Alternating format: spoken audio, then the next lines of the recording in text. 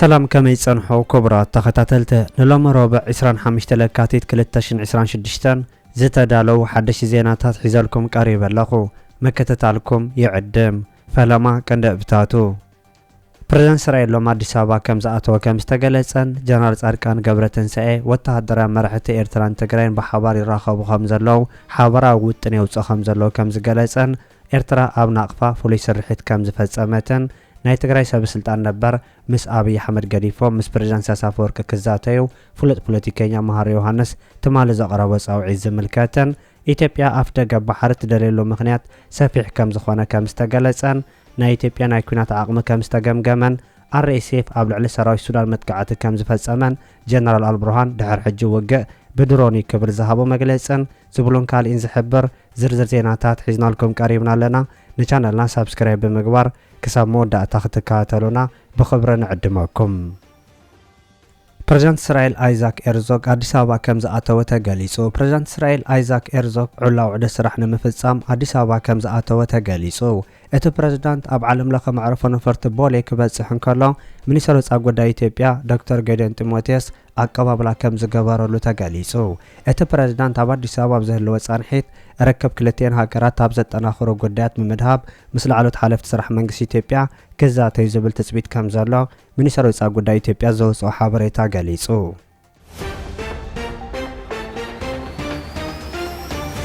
ኤርትራ ኣብ ናቅፋ ፍሉይ ስርሒት ትፍጽም ከም ዘላ ተገሊጹ ኣብ ኤርትራ ከተማ ናቅፋ ካብ ዝተፈላለዩ ከባቢታት ንዝመጹ ሕሙማት ዓይኒ ዕውት መጥባሕቲ ከም ዝተኻየደሎም ካብቲ ከባቢ ዝተረኸበ ሓበሬታ ተገሊጹ ኣብ ሆስፒታል ናቅፋ ካብ ንእሶን ዞባታት ናቅፋን ኣዲ ቦሃን ንዝመጹ 161 ሕሙማት ዕውት መጥባሕቲ ዓይኒ ከም ዝተኻየደሎም ዝገልጽ ዘሎ ናይ ሆስፒታል ናቅፋ ጸብጻባት እቲ መጥባሕቲ ካብ ነዊሕ እዋን ዝተኻየደን ኣዝዩ ዕውት ምንባሩን ገሊጹ ቀድሚ እቲ መጥባሕቲ ኣብ ልዕሊ 1635 ሕሙማት ምርመራ ዓይኒ ከም ዝተገበረን ሕክምና ዘድልዮም ተባሂሎም ኣብ ዝተለለዩ ድማ መጥባሕቲ ከም ዝተገበረን ዝሕብሩ ናይቲ ሆስፒታል ኣካየድቲ ኣብቲ ሆስፒታል መደ መጥባሕቲ ዓይኒ ንራብዓይ ግዜ ይካየድ ከም ዘለውን ገሊጾም ኣብቲ ኣጋጣሚ ንብርክት ዝበሉ ሕሙማት መድሓኒት ተራኮማን መነጽር ዓይኒ ከም ዝተዋሃበ እውን ዝገልጹ እቶም ወገናት እቶም ተሓከምቲ ብወገኖም ቅድሚ ሕጂ ክሳብ ኣስመራን ከረንን ተጓዒዞም ሕክምና ዓይኒ ክረኽቡ ይግደዱ ከም ዝነበሩ ብምግላጽ ሚኒስትር ጥዕና ኣብ ከባቢኦም ኣገልግሎት መጥባሕቲ ዓይኒ ንኽረኽቡ ዕድል ብምሃቡ ምስጋንኦም ገሊጾም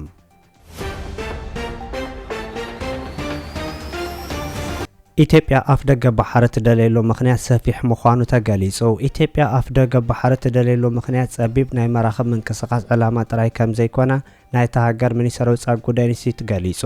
ኢትዮጵያ ዓባይ ሃገር ከም ምዃና መጠን ኣብ ቅሕ ባሕሪ ዝጸንሓ ጽልዋ ክትሐይል ግድን ምዃኑ ዝሕብር እቲ መግለጺ ኣፍደገ ባሕሪ ማለት ጸጥታውን ማለት ምዃኑ ገሊጹ ኢትዮጵያ ኣብ ቁጠባውን ጸጥታውን ጉዳያት ትርጉም ዘለዎ ተሳትፎ ከተንጸባርቕ እንተኾይና ናይ ኣፍደገ ባሕሪ ዋነት ብግዲ ከም ዘድልያውን እቲ ጽሑፍ ብተወሳኺ ገሊጹ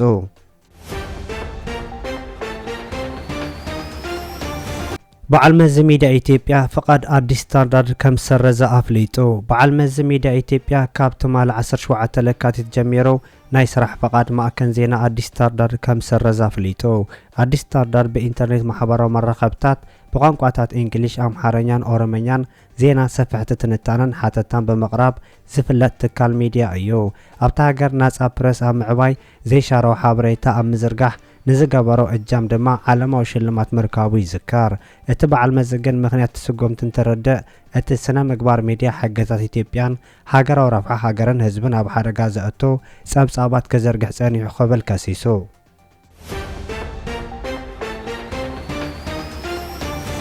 ናይ ኢትዮጵያ ናይ ኩናት ዓቕሚ ግምገም ከም ዘሎ ተገሊጹ ኢትዮጵያ ኣብቲ ንኻልኣይ ዓመት መመላእታ ዘካየደቶ ወፍሪ ጎስጓስ ምእዋጅ ኩናት ኣንጻር ኤርትራ ክትገጥም ዝእንፍት ምዃኑ ዝጠቕሱ ናይ ኢትዮጵያ ወገናት እታ ሃገር ኣንጻር ኤርትራ ክትገጥም ዓቕሚ ከም ዝውሕዳ ገሊጾም ነቲ መግለጺ ካብ ዝሃቡ ሓደ ካብ ቀንዲ ደገፍቲ አብይ አሕመድ ብምዃን መግለጽታት ክህብ ጸንሐ ኤርምያስ ለገሰ ምዃኑ እውን ዝሕብር እቲ ሓበሬታ ናይ መንግስቲ ኢትዮጵያ ደገፍቲ እውን ተኾኑ ብዛዕባ ዓቕሚ ስርዓት ብልጽግና ኣሉታዊ ግምት ከም ዘለዎም ናይ ኤርትራ ወገናት ይገልጹ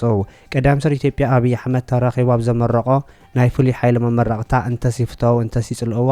ኢትዮጵያ ዕጽውቲ ኮይና ኣይትነበርን ዝብል ጭርሖ ዘንጸባረቐ እቲ ስነ ስርዓት ምረቓ ኣንጻር ኤርትራ ዘቐንዐ ናይ መወዳእታ መልእኽቲ ዝሕለፈ ምዃኑ እውን ዝጠቕሱቶም ወገናት ኢትዮጵያ ምስ ኤርትራ ገጢማ ኩናት ከስዕር ዓቕሚ የብላን ክብለው እቶም ናይ ኤርትራ ወገናት ይገልጹ።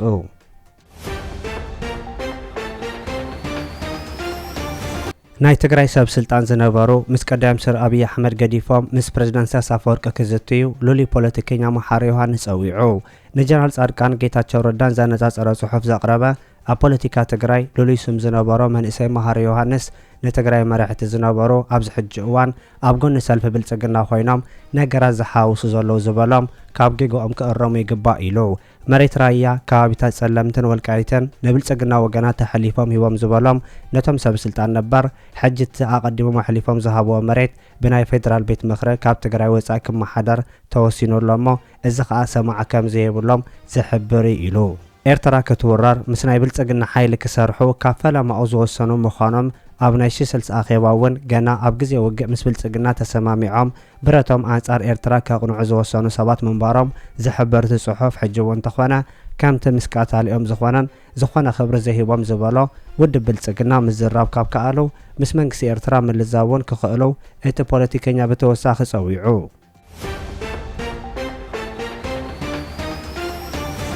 ጀነራል ጻድቃን ገብረትንሳኤ መራሕቲ ኤርትራን ትግራይን ሓበራዊ ውጥን የውጽኾም ዘለዎ ገሊጹ።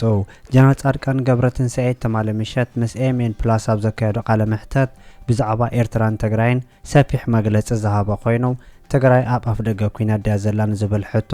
እወ ትግራይ ኣብ ኣፍ ደገ ኩናት እያ ዘላ ዝበለ ኮይኑ ጽምዶ ኤርትራን ትግራይን ኣብ ዝለዓለ ደረጃ በጺሑ ወተሃደራት ኤርትራን ትግራይን ኣብ ሓደ ኣኼባ ዝገብርሉ ብሓንሳብ ኦሪየንቴሽን ዝወስድሉ ውጥን ዘውፅሉ ኩነታት ተፈጢሮሎ ኢሉ ሓደቱ ገምጋም ትኽክል እዩ ኣነ እውን ካብ ዘለኒ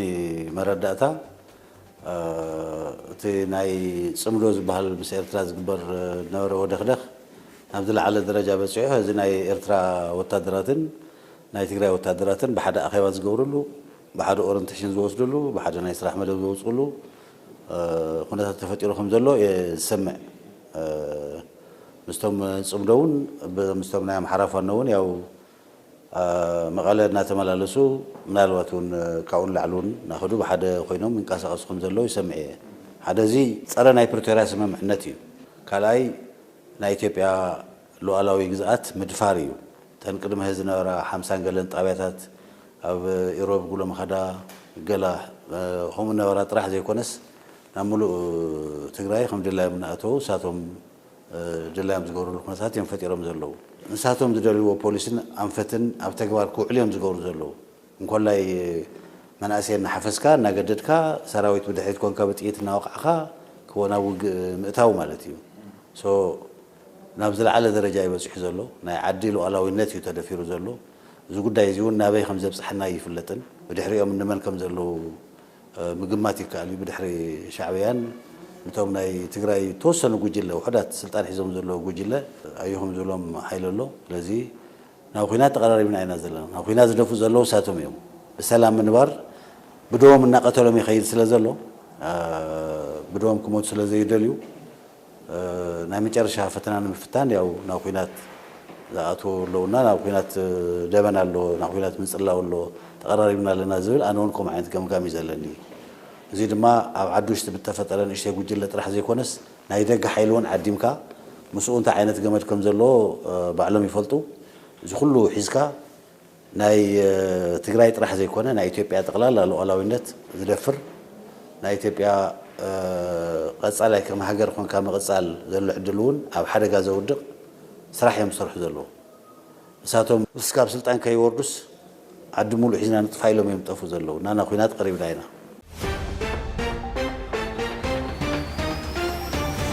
RSF ኣብ ልዕሊ ሰራዊት ሱዳን መጥቃዕቲ ከም ዝፈጸመ ተገሊጹ ምንጭታት ንሱዳን ትሪቡን ኣብ ዝሃበዎ ጸብጻብ ናይ RSF ሓይሊ ከቢድ መጥቃዕቲ ኣብ ምኽፋት ከም ዝርከቡ ገሊጹ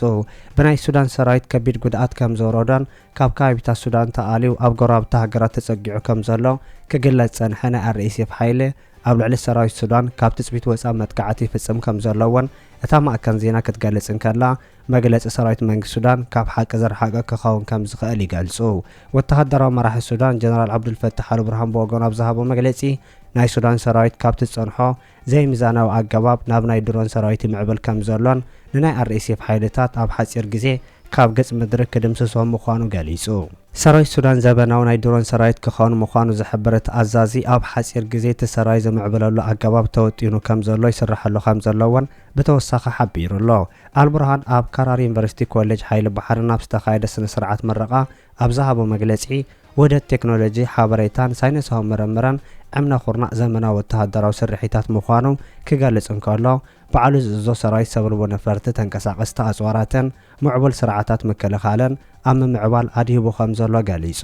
ኣብ ሱዳን ጮራታት ተስፋ ከም ዘሎ ወሲኹ ዝሓበረ እቲ ጀነራል ሱዳን ኣብ ማይ ዝተበላሸው ህንጻታት ንምጽጋንን ንዝተመለሱ ተምሃሮ ንምእንጋድ ምቅራባት ትገብር ከም ዘላን ብሰንኪ ኩናት ሕድ ሱዳን ን3 ዓመታት ተቋሪጹ ዝጸንሐ መደብ ምምሃርን ምስትምሃርን ኣብ ሰሙን እዚ ኣብ ኣብያተ ትምህርቲ ድሕረ ምኽፋት ጀሚሩ ከም ዘሎ ተገሊጹ።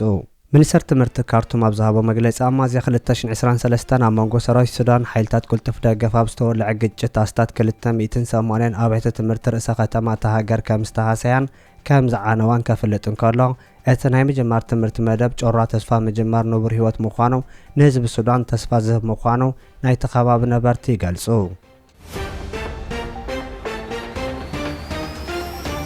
ሳልሳይ ውግዕ ዓለም ጀሚሩ ከም ዘሎ ፕሬዝዳንት ዘለንስኪ ተዛሪቡ። ሳልሳይ ውግዕ ዓለም ጀሚሩ ከም ዘሎ ፕሬዝዳንት ብራሚ ዘለንስኪ ትማለ ምስ መደበር ዜና ቢቢሲ ኣብ ዘካየዶ ቃለ ምሕተት ገሊጹ።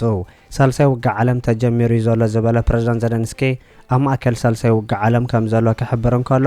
እቲ ውግእ ካብዚ ዘለዎ ንላዕሊ ከይባራዕ ኩለን ሃገራት ንፑቲን ክኾንና ይጽዋዕ ኣሎ። ወተሃደራውን ቁጠባውን ጸቕጢ ምግባር ካልኣይ ዘይብሉ ኣገባብ መትረፊ ነዚ ከቢድ ውግእ ምዃኑ ዝጠቐሰ ፕሬዝዳንት ዘለንስኪ ሩስያ ብናይ ዓለማዊ ጸቕጢ ጥራይ ካብ ኩናት ክትልግስ ከም ትኽእል ነጺሩ ኣሎ።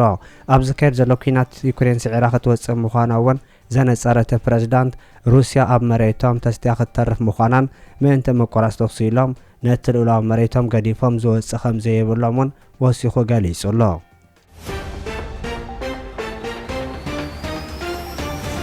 ክቡራት ተኸታተልቲ ንሎም ዝተዳለወ ዜና ነዚ ይመስል። ኣብ ዝቕጽሉ ዝፍነው ዜናታት ብቐዳምነት ክበጽሐኩም ሳብስክራይብ ዘይገበርኩም ሳብስክራይብ ንኽትገብሩ ብኸብሪ ንዕድመኩም።